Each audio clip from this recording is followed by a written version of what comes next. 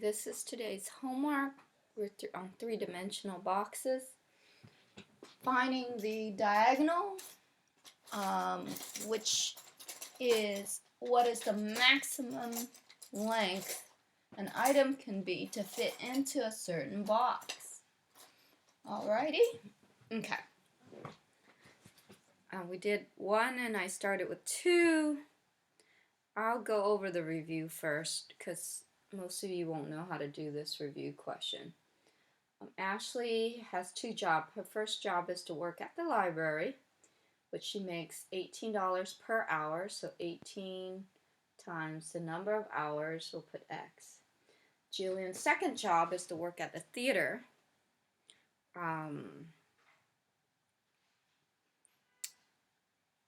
Making $9 per hour. Okay, here we need to use a different variable for hour because this X represents the hour at the library, and so for the theater you need to have a different letter.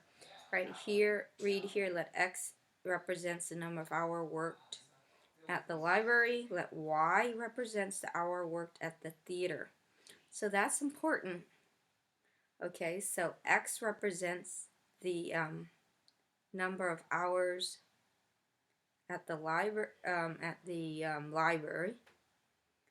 Okay, and Y represents the hours worked at the theater.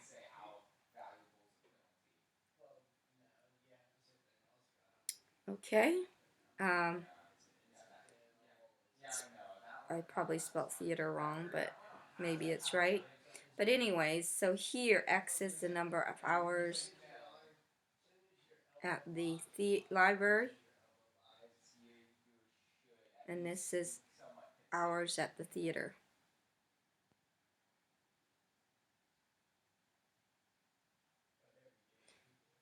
Okay, that's why.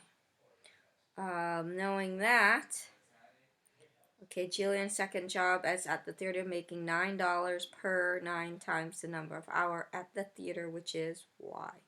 Theater is Y. Ashley sets a goal of earning this much money. She wants to earn that much money. Okay, so equals to this.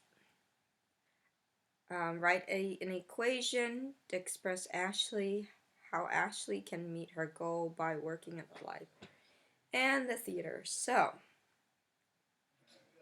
this is 18x. That's the hours worked at the library. Okay, plus the $9 an hour she works at the theater, which is Y, equals to her desired earning equals to 162. That's the equation, and we define each variable. Okay, using the X and Y intercept. Oh, we guys haven't done this in a while. Sketch the graph of the equation in problem A.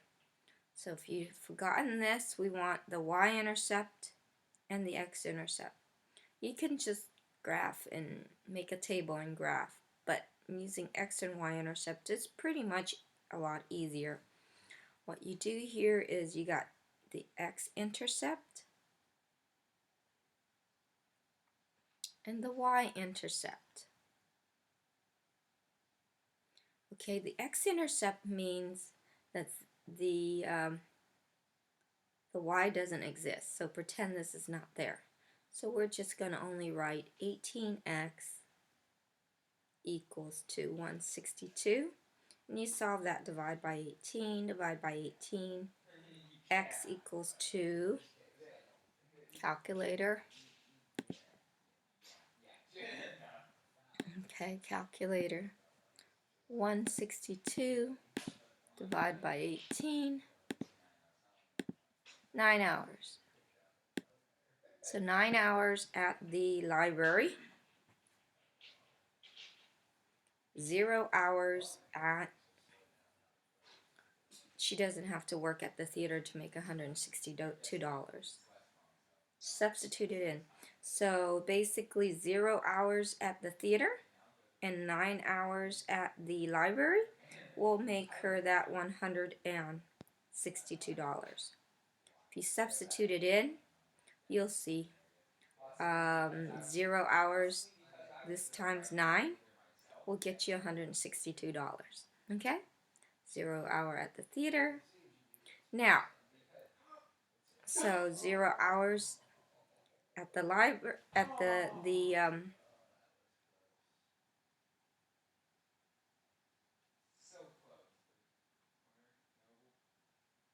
oh gosh, this is written wrong. Sorry. No wonder. X is 9. 9 hours at the theater, 0 hours. 9 hours at the library, 0 hours at the theater. Sorry, guys. X is, so this is your X. That's the library. Hours at the library. And here is at the theater. Y. 9, 0. 1, 2, 3, 4, 5, 6, 7, 8, 9. Right there. The y-intercept. The y-intercept. No. So sorry. 9, 0. I'm really off. 9 zeros over here. 9 hours at the library. Even says library. 9 hours at the library. 1, 2, 3, 4, 5, 6, 7, 8, 9. I don't know what's going on with me. Anyways, it's right there. This other one is not. Okay. The y-intercept. This is called the X-Intercept. You see X and intercept at Y. That's why I keep going. I'm getting it wrong. Because it should be on the X-intercept, not the Y. On the X line. Anyways. Y-intercept. That means it's going to be on the Y line. Our next dot is on this Y line. Y-intercept. Okay. That means X do not exist. This is gone. Pretend this is not there. Okay, not there. And you only got 9 y equals 162. Divide by 9, divide by 9. Y equals... Now, if it's in standard form, which this is called standard form XYZ, okay, or XYC. You can graph by using X and Y intercept. Now it's been a while since I taught you this, but good time to revisit. 162 divided by 9 should be 18. Oh, I divided by 8. Sorry. Oops.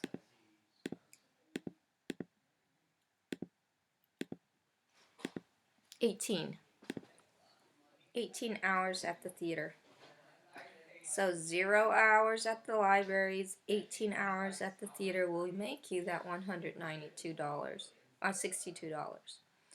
Okay, 18, so 1, 2, 3, 4, 5, 6, 7, 8, 9, 10, 11, 12, 13, 14, 15, 16, 17, 18. Right there, that's 18. This is 9. Graph it, connecting the two dots. Oops. Hopefully you connect better than I can with a ruler. And that's a perfect line. X-intercept mean, what's the y-intercept? X-intercept of 9, 0 means you work 9 hours at the library. This is theater right here. So, and 0 hours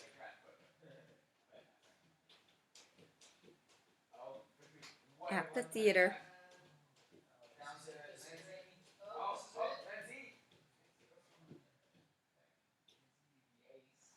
to make $162. The y-intercept, this one, the y-intercept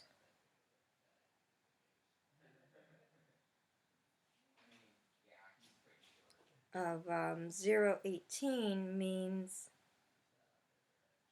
you work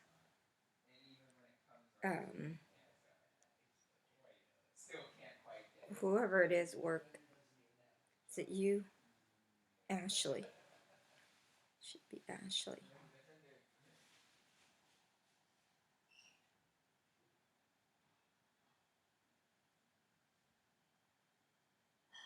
Work 18 hours at the theater.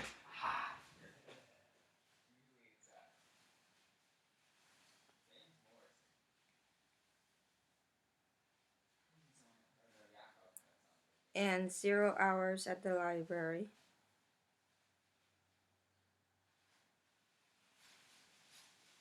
To make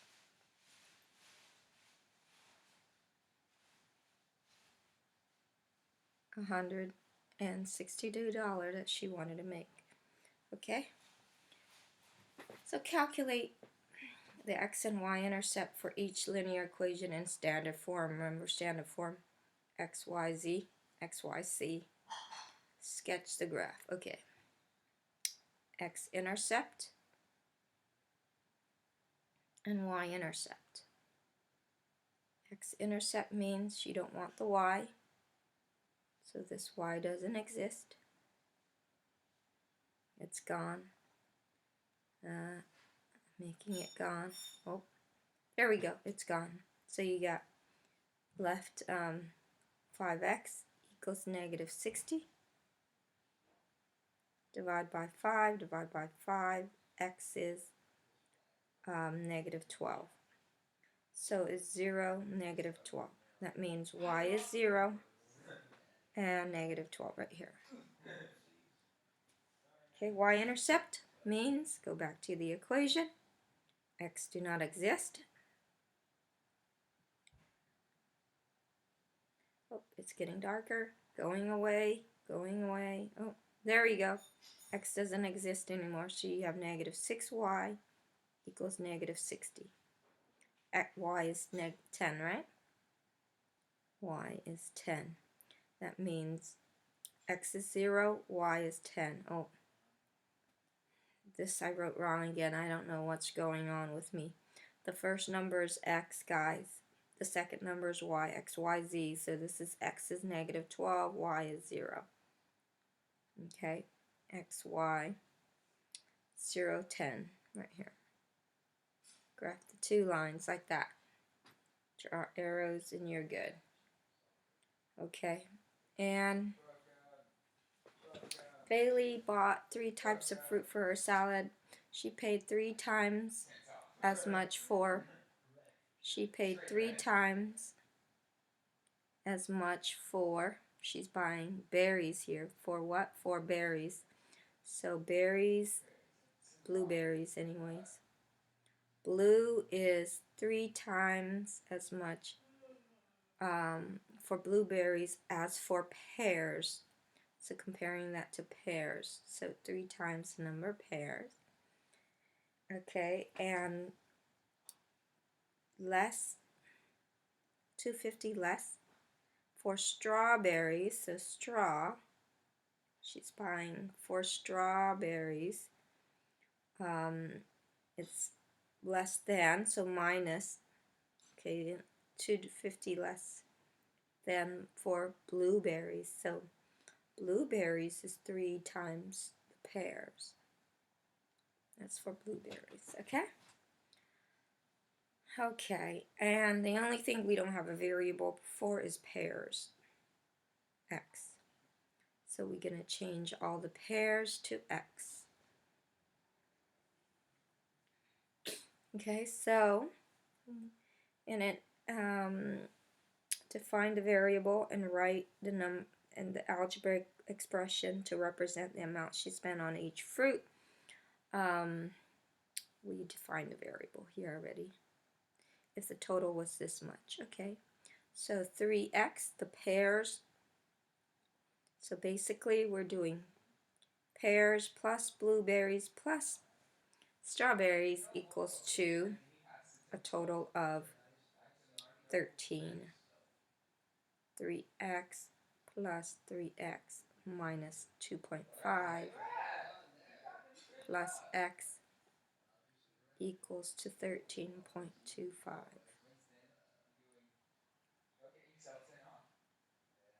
6x or 7x.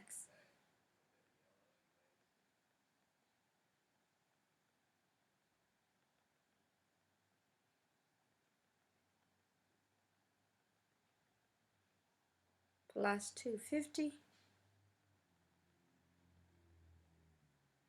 1575. Divide, you find x, and then you find what? That means x is pairs, okay? So you need to find how much. It's over $2, right, for pears, and then substitute to find strawberries and blueberry. How much did you spend on each fruit? Pears is, okay.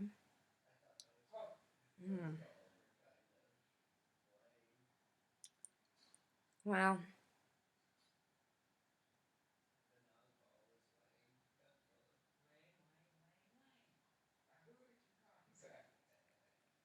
Okay, most of you should know this. If not, ask me in class.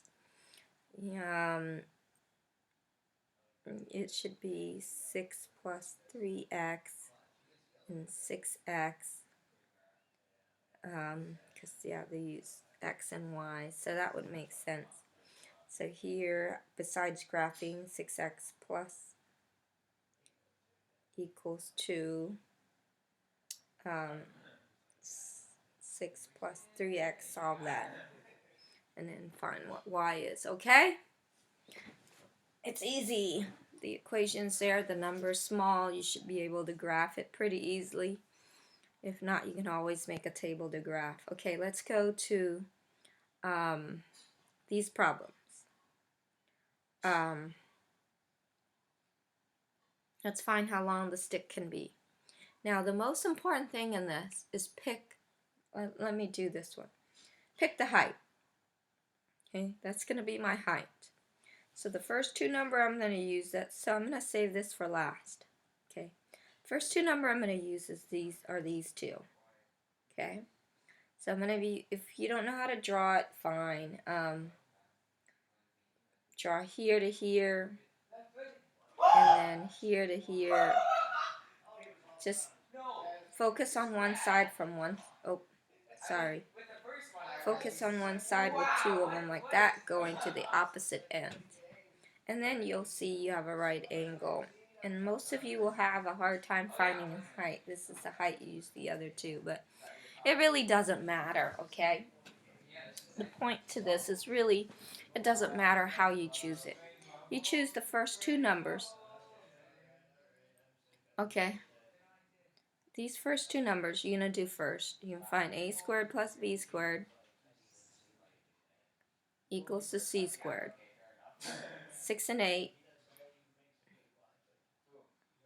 and 36, 64, and 64.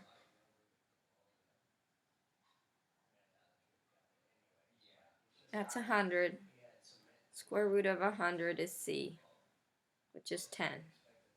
So you're going to use 10 and this number now. Okay?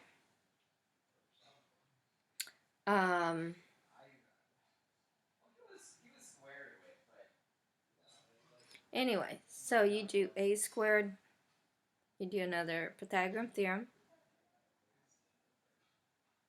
A squared plus b squared equals to c squared.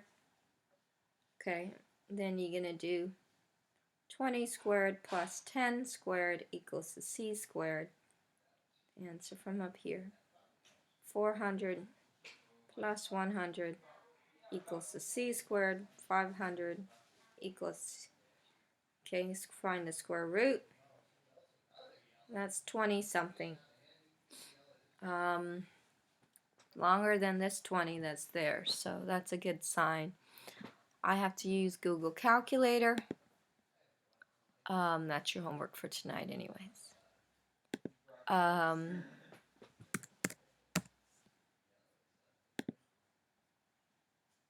Okay, so 500 square root of 500 equals 22.36.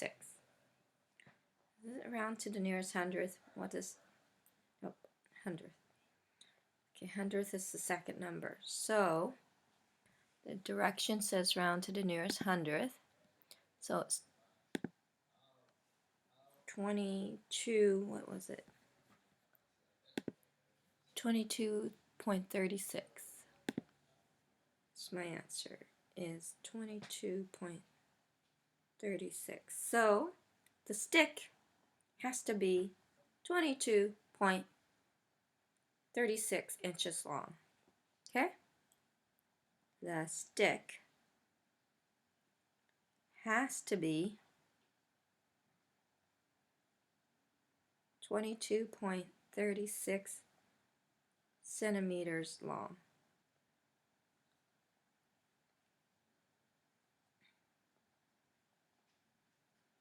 Okay? So here you're going to choose this as your height. That's easier to see. You draw that and that there. 90 degree here. This is going to be last. Do a squared. These two first. A squared. B squared equals to C squared. 9 squared plus 3 squared equals to C squared. 81, sorry. Plus 9, that's 90.